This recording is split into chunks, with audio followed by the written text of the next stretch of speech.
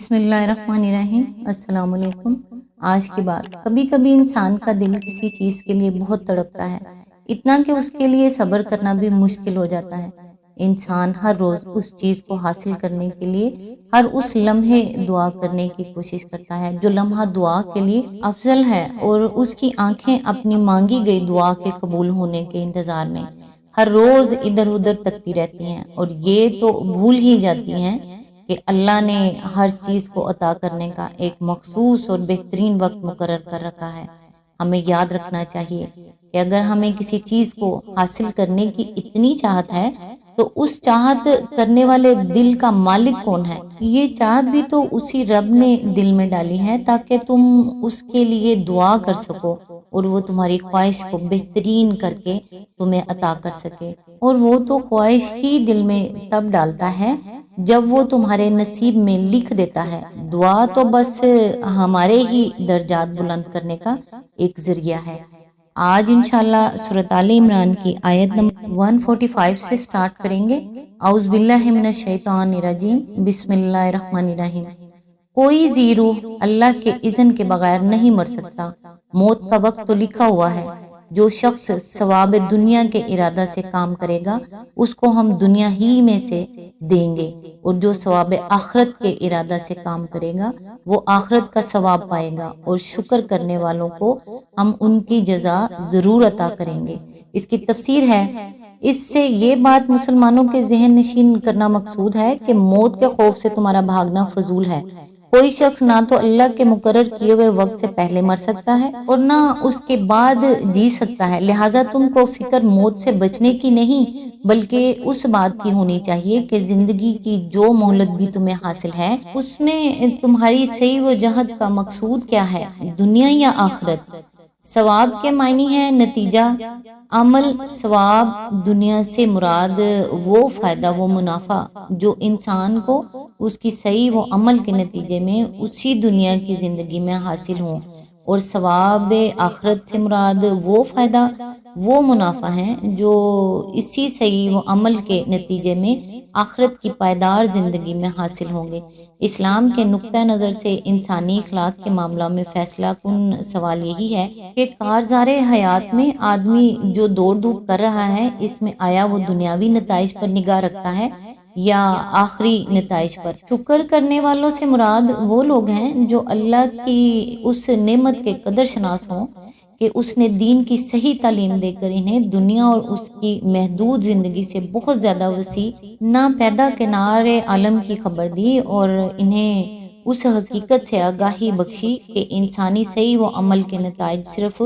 اس دنیا کی چند سالہ زندگی تک محدود نہیں ہیں بلکہ اس زندگی کے بعد ایک دوسرے عالم تک ان کا سلسلہ دراز ہوتا ہے۔ یہ وسعت نظر اور یہ دوربینی و عاقبت اندیشی حاصل ہونے کے بعد جو شخص اپنی کوششوں اور محنتوں کو اس دنیاوی زندگی کے ابتدائی مرحلہ میں بارآور ہوتے نہ دیکھے یا ان کا برعکس نتیجہ نکلتا دیکھے اور اس کے باوجود اللہ کے بھروسہ پر وہ کام کرتا چلا جائے جس کے متعلق اللہ نے اسے یقین دلایا ہے کہ بہرحال آخرت میں اس کا نتیجہ اچھا ہی نکلے گا، وہ شکر گزار بندہ ہے۔ برعکس اس کے جو لوگ اس کے بعد بھی دنیا پرستی کی تنگ نظری میں مبتلا رہے، جن کا حال یہ ہو کہ دنیا میں جن غلط کوششوں کے بظاہر اچھے نتائج نکلتے نظر آئیں ان کی طرف وہ آخرت کے برے نتائج کی پرواہ کیے بغیر جھک پڑیں، اور جن صحیح کوششوں کے یہاں بارآور ہونے کی امید نہ ہو یا جن سے یہاں نقصان پہنچنے کا خطرہ ہو ان میں آخرت کے نتائج خیر کی امید پر اپنا وقت، اپنے مال اور اپنی قوتیں صرف کرنے کے لیے تیار نہ ہوں، وہ نہ شکرے ہیں اور اس علم کے ناقدر شناس ہیں جو اللہ نے انہیں بخشا ہے۔ آیت نمبر 146۔ اس سے پہلے کتنے ہی نبی ایسے گزر چکے ہیں جن کے ساتھ مل کر بہت سے خدا پرستوں نے جنگ کی، اللہ کی راہ میں جو مصیبتیں ان پر پڑی ان سے وہ دل شکستہ نہیں ہوئے، انہوں نے کمزوری نہیں دکھائی، وہ باطل کے آگے سرنگوں نہیں ہوئے، ایسے ہی صابروں کو اللہ پسند کرتا ہے۔ اس کی تفسیر ہے، یعنی اپنی قلت تعداد اور بے سر و سامانی اور کفار کی کثرت اور زور آوری دیکھ کر انہوں نے باطل پرستوں کے آگے کمزوری نہیں دکھائی۔ آیت نمبر 147۔ ان کی دعا بس یہ تھی کہ اے ہمارے رب، ہماری غلطیوں اور کوتاہیوں سے درگزر فرما، ہمارے کام میں تیرے حدود سے جو کچھ تجاوز ہو گیا ہو اسے معاف کر، ہمارے قدم جما دے اور کافروں کے مقابلے میں ہماری مدد کر۔ آیت نمبر 148، آخر کار اللہ نے ان کو دنیا کا ثواب بھی دیا اور اس سے بہتر ثواب آخرت بھی عطا کیا، اللہ کو ایسے ہی نیک عمل لوگ پسند ہیں۔ آیت نمبر 149، اے لوگو جو ایمان لائے ہو، اگر تم ان لوگوں کے اشاروں پر چلو گے جنہوں نے کفر کی راہ اختیار کی ہے تو وہ تم کو الٹا پھیر لے جائیں گے۔ اس کی تفسیر ہے، یعنی جس کفر کی حالت سے تم نکل کر آئے ہو اسی میں تمہیں پھر واپس لے جائیں گے۔ منافقین اور یہودی عہد کی شکست کے بعد مسلمانوں میں یہ خیال پھیلانے کی کوشش کر رہے تھے کہ محمد صلی اللہ علیہ وآلہ وسلم اگر واقعی نبی ہوتے تو شکست کیوں کھاتے، اور یہ تو ایک معمولی آدمی ہے، ان کا معاملہ بھی دوسرے آدمیوں کی طرح ہے، آج فتح ہے تو کل شکست۔ خدا کی جس حمایت و نصرت کا انہوں نے تم کو یقین دلا رکھا ہے وہ محض ایک ڈھونگ ہے۔ آیت نمبر 150، ان کی باتیں غلط ہیں، حقیقت یہ ہے کہ اللہ تمہارا حامی و مددگار ہے اور وہ بہترین مدد کرنے والا ہے۔ آیت نمبر 151، ان قریب وہ وقت آنے والا ہے جب ہم منکرین حق کے دلوں میں رعب بٹھا دیں گے، اس لیے کہ انہوں نے اللہ کے ساتھ ان کو خدائی میں شریک ٹھہرایا ہے، جن کے شریک ہونے پر اللہ نے کوئی سند نازل نہیں کی، ان کا آخری ٹھکانہ جہنم ہے اور بہت ہی بری ہے وہ قیام گاہ جو ان ظالموں کو نصیب ہوگی۔ آیت نمبر 152، اللہ نے تائید و نصرت کا جو وعدہ تم سے کیا تھا وہ تو اس نے پورا کر دیا، ابتدا میں اس کے حکم سے تم ہی ان کو قتل کر رہے تھے، مگر جب تم نے کمزوری دکھائی اور اپنے کام میں باہم اختلاف کیا، اور جو ہی کہ وہ چیز اللہ نے تمہیں دکھائی جس کی محبت میں تم گرفتار تھے، یعنی مال غنیمت، تم اپنے سردار کے حکم کی خلاف ورزی کر بیٹھے، اس لیے کہ تم میں سے کچھ لوگ دنیا کے طالب تھے اور کچھ آخرت کی خواہش رکھتے تھے، تب اللہ نے تمہیں کافروں کے مقابلے میں پسپا کر دیا تاکہ تمہاری آزمائش کرے، اور حق یہ ہے کہ اللہ نے پھر بھی تمہیں معاف ہی کر دیا کیونکہ مومنوں پر اللہ بڑی نظر عنایت رکھتا ہے۔ اس کی تفسیر ہے، یعنی تم نے غلطی تو ایسی کی تھی کہ اگر اللہ تمہیں معاف نہ کر دیتا تو اس وقت تمہارا استحصال ہو جاتا، یہ اللہ کا فضل تھا اور اس کی تائید و حمایت تھی جس کی بدولت تمہارے دشمن تم پر قابو پا لینے کے بعد ہوش گم کر بیٹھے اور بلا وجہ خود پسپا ہو کر چلے گئے۔ آیت نمبر 153، یاد کرو جب تم بھاگے چلے جا رہے تھے، کسی کی طرف پلٹ کر دیکھنے تک کا ہوش تمہیں نہ تھا، اور رسول صلی اللہ علیہ وآلہ وسلم تمہارے پیچھے تم کو پکار رہا تھا، اس وقت تمہاری اس روش کا بدلہ اللہ نے تمہیں یہ دیا کہ تم کو رنج پر رنج دیے، تاکہ آئندہ کے لیے تمہیں یہ سبق ملے کہ جو کچھ تمہارے ہاتھ سے جائے یا جو مصیبت تم پر نازل ہو اس پر ملول نہ ہو،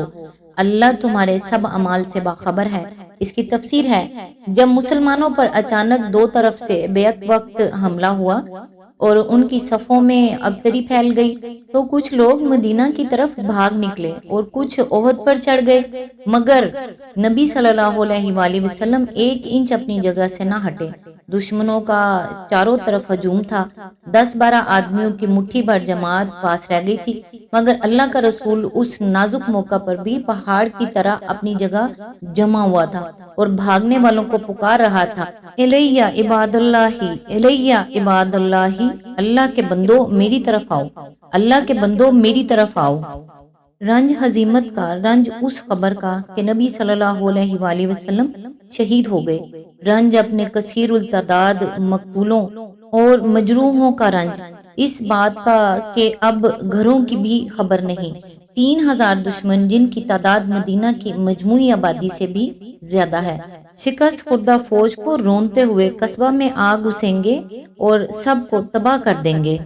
آیت نمبر 154، اس غم کے بعد پھر اللہ نے تم میں سے کچھ لوگوں پر ایسی اطمینان کی سی حالت طاری کر دی کہ وہ اونگنے لگے، مگر ایک دوسرا گروہ جس کے لیے ساری اہمیت بس اپنے مفاد ہی کی تھی، اللہ کے متعلق طرح طرح کے جاہلانہ گمان کرنے لگا جو سراسر خلاف حق تھے۔ یہ لوگ اب کہتے ہیں کہ اس کام کے چلانے میں ہمارا بھی کوئی حصہ ہے، ان سے کہو کسی کا کوئی حصہ نہیں، اس کام کے سارے اختیارات اللہ کے ہاتھ میں ہیں۔ دراصل یہ لوگ اپنے دلوں میں جو بات چھپاتے ہوئے ہیں اسے تم پر ظاہر نہیں کرتے۔ ان کا اصل مطلب یہ ہے کہ اگر قیادت کے اختیارات میں ہمارا کچھ حصہ ہوتا تو یہاں ہم نہ مارے جاتے۔ ان سے کہہ دو کہ اگر تم اپنے گھروں میں بھی ہوتے تو جن لوگوں کی موت لکھی ہوئی تھی وہ خود اپنی قتل گاہوں کی طرف نکل آتے، اور یہ معاملہ جو پیش آیا یہ تو اس لیے تھا کہ جو کچھ تمہارے سینوں میں پوشیدہ ہے اللہ اسے آزما لے،